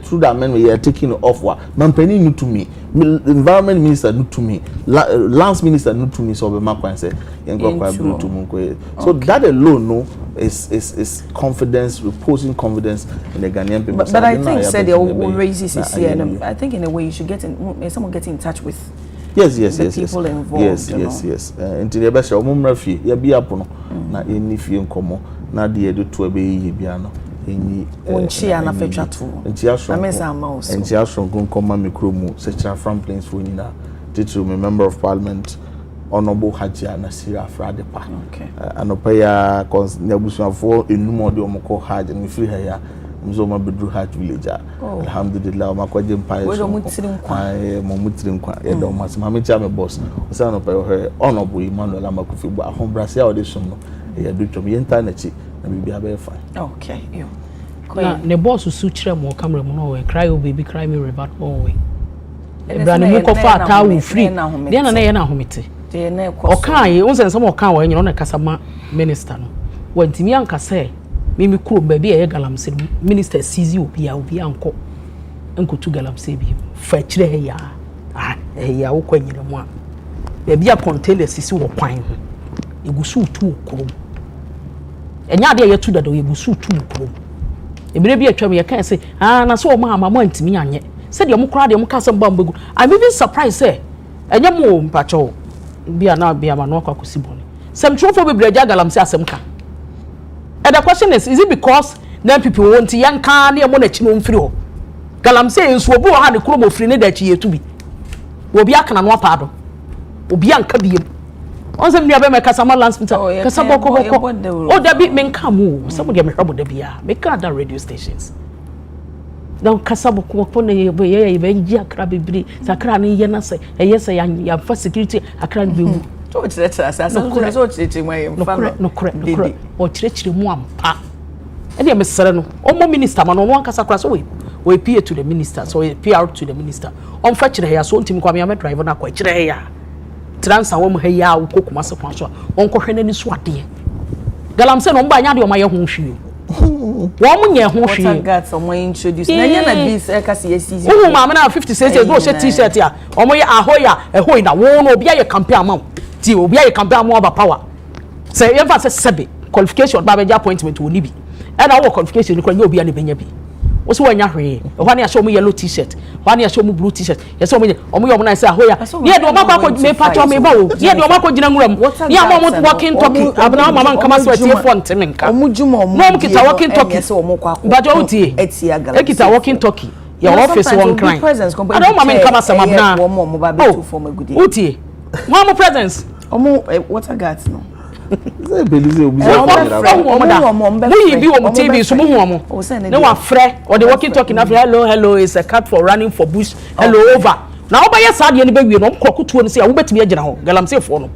Won't bet me, just say, what for phone? Hello is for forest for Galam say is over. No, I can't bro friends hang the over from Crabba Cabby, no bubble to Okoro. Yan Sasson say, but power necessary and Crofak one pardon. Obia so nka ho asem biem because enem pipi ni ho osoro abofo aba ayete ha yensase ne yensuwa sei ensuwa ya yese ya ntuma anka electricity ho eno so ne de eba o Ghana water force nsuwa no asai eni ama ede so ne nsuwa no so me yenya nsuwa no nom e ma eni tie nkofa yare emre ye ba won kura sebo mo nsanya sinesine no ebuo ne kosoro okay eti ye besere nti won kan kire ne minister me de oba ye mentese ne ho wa stop ye omo samo omo ntu and I mean to say, I had a see a team cabin, I had a sim will be uncle. Matty. Or waha? And our more friends and say interview be our no social media. Or rather so I want to mama take over. Then the military man, a friend, MP or so many more negotiating as some no kind of wanting. To one minister say, and yes sense and trough for more master take cameras. While between my baby cry oh baby, cry me river, cry me ocean, abe sumpo. Edi achire yo said you omoka omonsam nya no no ba ya omo da na edi achire ma me nchia mi ankasa papa na ya afori ohwe mi or friends or me ohwe mi na kono wo man hene twafo hene okay ana so se ohwe mate medase ya wo so mo wache ebuso for ma me na me mpanyimfo an na yesi edwa edi Ghana ho enkomo fia kranchwa member movement for change or hasaso na Jennifer Foriwa Queen edena no CCC deputy national communication director New Patriotic Party saso na spokesperson for lands and natural resources minister Mahmoud Kabore eno mo bampen for medam asepa na me ka se mu institute ko mbo nka wo sha se nka be boso o kan ni mante yo mate ebuso for na edi nkomo ye hwe electricity tariff emu peja ASM se ne Cats International for akasa e de afa ho se de ohaw ebeba OSP arrest former GRA and SML staff for enso so ye kan ho asem I will not resign over dark unlawful in camera probe suspended Chief Justice Tokono ensema ode betu General Tama woni mash ensem trofo etwetwe nkomo government rejects claims of political agenda against suspended Chief Justice Tokono enti we say ensem ede pono so a ene anapai yedi eho enkomo na wonim se edru anasa de eche say dia na nipa bebre di wo mo awoda nti mame fe no no to belated first birthday to our son Kwabena Ernesti Jr.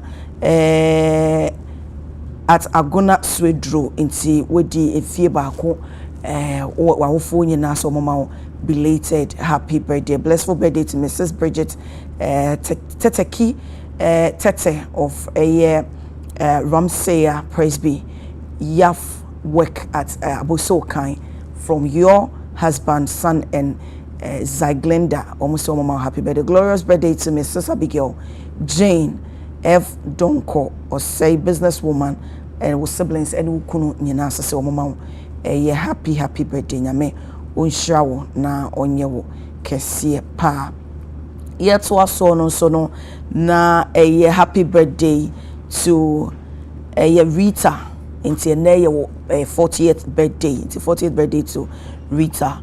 Yaira Emame Enewo na wunya Ellis makeover so my happy birthday. Into baby Rita will be a me utim kwanya me won shrow when you kese want to won kwa nemo. Ellis CEO of Ellis makeover so odo pass so na oba Yaira and so say odo papa. Jacob could be we say every Jacob honomo. Happy birthday to Atikpo Elikplim Emanuela, final year student of Ho Nelson School. Wishing you all the best from Miriku Nyampong until Omose. Happy birthday. So and a Golden Jubilee celebration to Apostle Isaac Nyanza Aka, founder of Another Touch Gospel Ministry International, located at Dansoman Kakari inti from your daughter Kisewa and Touch family, we all wish you good God's blessings into baby and will be Apostle Isaac Nyanza Aka and wa woda into church members in Yanane Woma near Busiani Yana say or mama happy birthday nyame onsha won to won kwanem no nya wakoma so ade nyina emfa ma sasa ma menda clothing palace ase se wo hye me atade ne wo piemu Accra Central opposite Lavana Fredon was 0271998313 saso na precals hair ne hye me enwi kopiemu adrenga no kwan na so fashion Google map na bo precals edo be kwa kopiemu ho no mo pe friend was 0240950891 medana se paso se o hye me nwi aseda kese chechire nchipa en confirma wo a wotifi a woje bress wo abe fonten tan so a wo hye dwumedi mani so bebre seda ne da wo ka ho bi na madwumedi so etimi ewie pay saso na my able team, my production team nyina, from the cameraman, from graphics, the whole team, wo change sound, my producer, just will be PM so online and so of Facebook more cutting. Oh, nyame shamo no nyamo kese pa me da munyina ase pa. Yes refi so dwumedi akatwa so ba wo fidie ne de enkoso under United Television e won pa and so ede emma wo. Odumfo hu ye mobodi o chena dom ye Adekye Nsroma ewo honomo emma na me yimpa ye se wonyame wontutu wana monsi na de wuye bia so wo manenye insha won hira emma ne mroso abenachi wo chime na ne e ba be som sabi